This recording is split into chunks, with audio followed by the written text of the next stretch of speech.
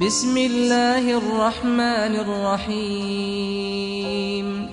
ایک دفعہ کا ذکر ہے کہ حضرت علی رضی اللہ تعالیٰ عنہ کی خدمت میں ایک شخص حاضر ہوئے اور کہا کہ اے داماد رسول، آخری زمانے کے لوگ کیسے ہوں گے؟ تو حضرت علی رضی اللہ تعالیٰ عنہ نے فرمایا، اے شخص، یاد رکھنا آخری زمانے کے لوگ بھیڑیے ہوں گے، حکمران درندے، میانہ طبقہ کاپی کے مست رہنے والے ہوں گے، اور فقیر اور ناداں بالکل مردہ پائے جائیں گے۔ سچائی دب جائے گی، جھوٹ ابھر آئے گا، محبت صرف لفظوں اور زبان تک محدود رہے گی، اور لوگوں کے دلوں میں ایک دوسرے کے لیے رنجشیں ہوں گی، منہ پہ تعریف کریں گے اور دل میں ایک دوسرے سے نفرت کریں گے۔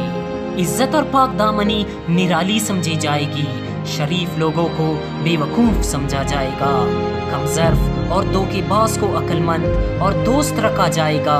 اے شخص، یاد رکھنا یہ وہ زمانہ ہوگا کہ لوگ اللہ کے رسول کے منبر پہ لوگ کرتب دکھائیں گے، اور درس سننے والے اس درس میں زور زور سے ہنسیں گے۔ اے شخص، یاد رکھنا وہ زمانہ ایسا ہوگا جب انسان کا ضمیر مردہ ہوگا، اور انسانوں کے نزدیک سوائے دولت اور خواہشات کے کچھ واضح نہ ہوگا۔ وہ ہر انسان کی شخصیت کو دولت کے ترازو میں تولیں گے۔ اس دور کے لوگوں کے نزدیک کردار کی خوبصورتی سوائے ایک مذاق کے کچھ نہ ہوگا، اور یوں انسان اپنے ہاتھوں سے اپنے روح کو کمزور کرنے لگے گی۔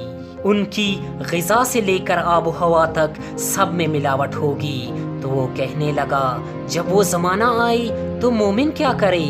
تو حضرت علی رضی اللہ تعالیٰ عنہ نے فرمایا، اس وقت مومن کو چاہیے کہ سونے سے پہلے حساب و کتاب کرے کہ وہ پورے دن میں کتنے نے کیا اور کتنے گناہ کر چکا ہے۔ اس وقت مومن کی علامات یہی ٹھہرے گی کہ اس کی تنہائی کتنی پاک ہے، اور یاد رکھنا اس وقت جنت میں جانے والا انسان وہی ہوگا جو خواہشات سے نکل کر اپنے نفس کی اصلاح میں لگ جائے، غیروں پر تنقید کرنے سے پہلے اپنے وجود پر سوال کرے، کیا وہ عیب جو وہ دوسروں میں تلاش کر رہا ہے کہیں اپنے وجود میں تو نہیں؟ جو انسان اس سوچ کو قائم کرے گا تو اللہ تعالیٰ اپنے رحمت کے خزانے اس انسان کے لیے کھول دے گا۔